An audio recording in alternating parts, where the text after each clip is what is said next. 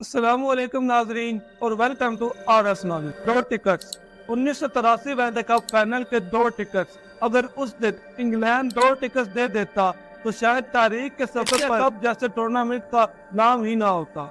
Cricket जिसकी शुरुआत तो इंग्लैंड ने की, लेकिन इसको सबसे ज्यादा डोमिनेट ऑस्ट्रेलिया ने किया। हाँ, वो बात अलग है कि दुनिया का सबसे ज्यादा अमीर तरीन आज वोट भारत का है, लेकिन एक टाइम था कि क्रिकेट की दुनिया में हमको कोई जानता ही नहीं था।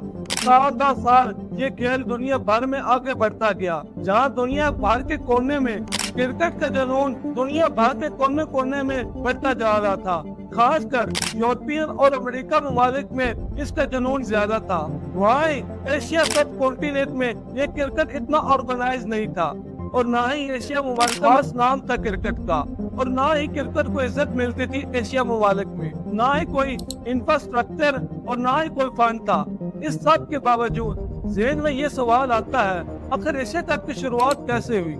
आखिर क्या वजह बनी कि एशिया कप शुरू करना पड़ा? क्यों अमेरिका कप या यूरोपियन कप क्यों नहीं होता? और ये भी जानेंगे एशिया कप का पहले विनर कौन था। इस तरह के और मजीद सवाल के जवाब जानेंगे इस वीडियो में। आप देख रहे हैं आर एस नॉलेज। मैं हूँ आज आपका होस्ट समीर। तो नाज़रीन, वीडियो शुरू करने से पहले चैनल को सब्सक्राइब और लाइक करना मत भूलिएगा। ये आपके लिए तो फ्री है, लेकिन इससे हमारी बहुत हौसला अफजाई हो। तो वीडियो स्टार्ट करते हैं।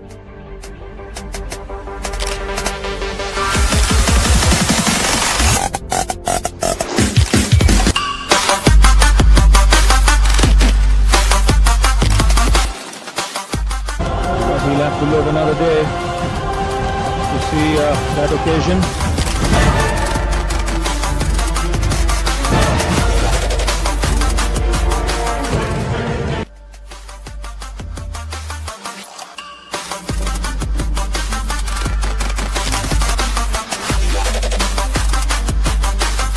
एक वक्त था कि इंटरनेशनल क्रिकेट में सिर्फ इंग्लैंड की मोनोपोली थी।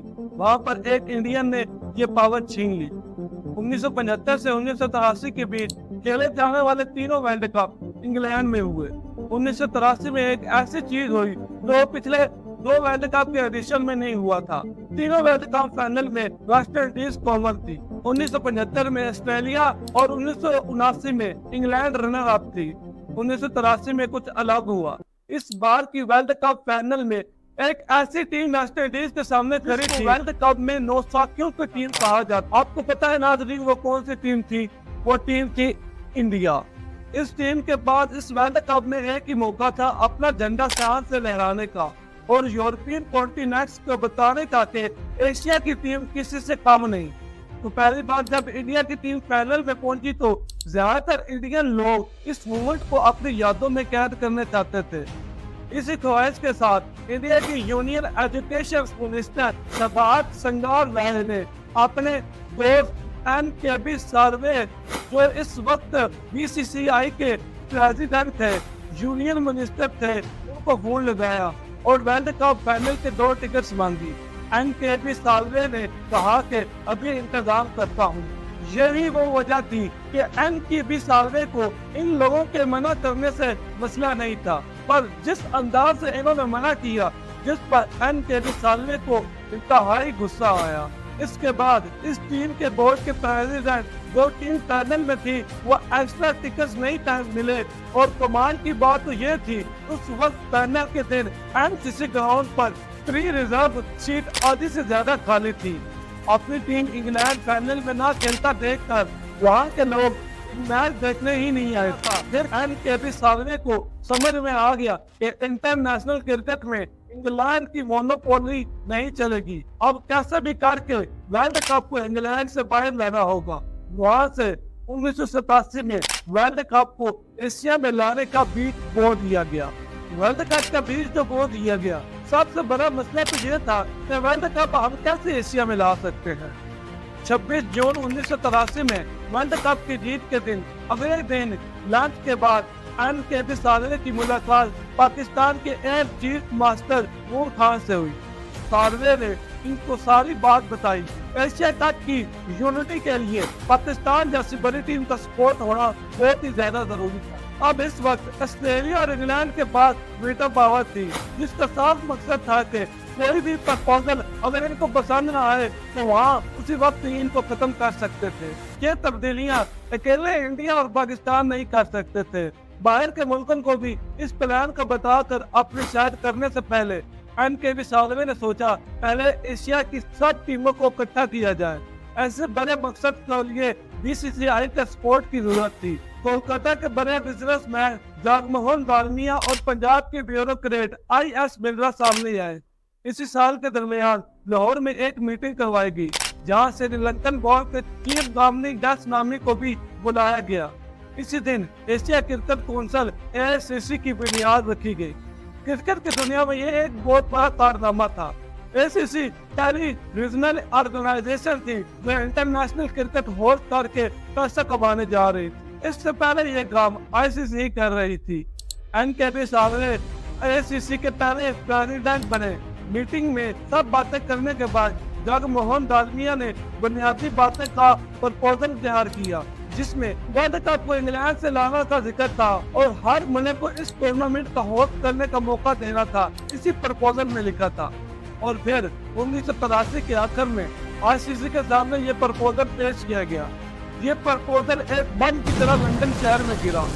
ICC ने कुछ एतराजात लगाकर इस प्रपोजल को पहली फुर्सत में ही रिजेक्ट कर दिया। अब एनकेबी सालवे को इन एतराजात का तोड़ चाहिए और वर्ल्ड कप को एशिया में लाना ही था। ICC का एतराज था कि एशिया सब कॉन्टिनेंट में 7 ओवर्स का वनडे नहीं हो सकता। लैंड कंडीशन की वजह से इस वक्त इंटरनेशनल मैच वनडे 36 या 40 ओवर्स के होते थे और ये रूल्स भी नहीं थे कि वनडे इंटरनेशनल में 7 ओवर्स के होंगे। AICC ने कहा कि अब हम एशिया में एक टूर्नामेंट करवाएंगे जो 50 ओवर्स का होगा और ICC को ये बताएंगे कि एशिया में भी वनडे टूर्नामेंट हो सकता है और ये भी बताएंगे कि यहाँ भी अच्छी लाइट की फैसिलिटी है। यहाँ से एशिया कप टूर्नामेंट का ख्याल सालवे को दिमाग में आया और इस टूर्नामेंट के जरिए आपस के मुल्कों को यूनिटी दिखाने का भी मौका भी था। IS मिर्जा ने यह पक्का किया कि ये टूर्नामेंट दोनों मुल्कों की सियासत के दरमियान नहीं आएगा। अब एक ऐसी वेन्यू तलाश करनी थी जहाँ 50 ओवर का टूर्नामेंट हो सके। ये तो फैसला हो गया था कि एशिया कप खेलेंगे और किसी भी बोर्ड के पास इस टूर्नामेंट ऑर्गेनाइज करने के पैसे ही नहीं थे। अगली मीटिंग दिल्ली में हुई और वहाँ एशिया की उन मुल्कों को बुलाया गया और ICC के एसोसिएट मेंबर थे। तब तक एमिरेट्स क्रिकेट बोर्ड भी नहीं था और UAE क्रिकेट कौंसिल का हिस्सा भी नहीं था। इस मीटिंग में एक खास मेहमान थे, शारजा के शेख बुखातर। उनको एक खास मकसद के लिए बुलाया गया था। शेख बुखातर क्रिकेट का बहुत ही शौकीन था। एक बड़े बिजनेसमैन के साथ साथ वो पहले से ही शारजा में अनऑफिशियल मैच ऑर्गेनाइज कर रहा था और इन दो टीमों पर अपने पैसे बरसा रहा था।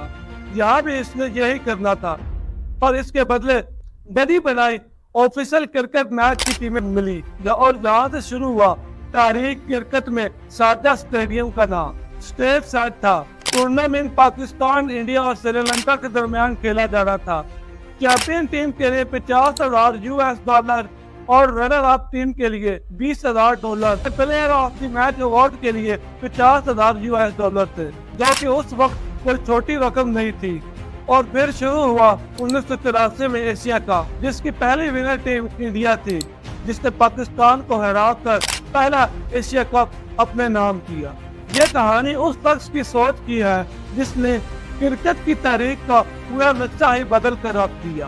क्रिकेट में सिर्फ इंग्लैंड का राज था। अब एशिया कप की वजह से वर्ल्ड कप इंग्लैंड से बाहर आया और 1987 में इंडिया पाकिस्तान ने पहला वर्ल्ड कप होस्ट किया। ये कहानी थी उस शख्स की कि दो टिकट ना मिलने पर क्रिकेट की तारीख का पूरा नक्शा ही बदल कर रख दिया। क्रिकेट में सिर्फ इंग्लैंड का राज था। अब एशिया कप की वजह से वर्ल्ड कप इंग्लैंड से बाहर आ गया। एक वो वक्त था जब एशिया सब कॉन्टिनेंट को यूरोपियन ममालिक में बिल्कुल अच्छा ही नहीं समझा जाता था और अब एशिया कप की वजह से, उस इंसान की सोच की वजह से पूरी दुनिया में एशिया सब कॉन्टिनेंट में ही क्रिकेट को ज्यादा हाइप मिलती है। ज्यादातर ब्रॉडकास्ट एशिया सब कॉन्टिनेंट से क्रिकेट को मिलते हैं। वो एशिया कप जो 1983 में 3 टीमों से शुरू होने वाला था, आज इनमें 6 से ज्यादा टीमें पाई जाती हैं। आज के एशिया कप में नेपाल पहली बार एशिया कप में हिस्सा ले रही है। तो नाज़रीन, यह थी आज की वीडियो। उम्मीद है आपको अच्छी लगी होगी और एशिया कप के हवाले से काफी इंफॉर्मेशन मिली होगी। और एशिया कप की शुरुआत हो चुकी है। आपकी फेवरेट टीम कौन सी है और किस टीम को आप सपोर्ट कर रहे हैं, कमेंट सेक्शन में जरूर बताइएगा। और अगर आप ये जानना चाहते हैं क्रिकेट की शुरुआत कहाँ से हुई और कैसे हुई, तो यहाँ पर क्लिक करें। वहाँ आने वाले नए नाज़रीन चैनल को सब्सक्राइब जरूर कर दें और बेल आइकन पर क्लिक करें ताकि इस तरह की मजीद इंफॉर्मेशन वीडियो आपको मिल सके। अगले वीडियो के लिए चाहता हूँ आपसे इजाजत।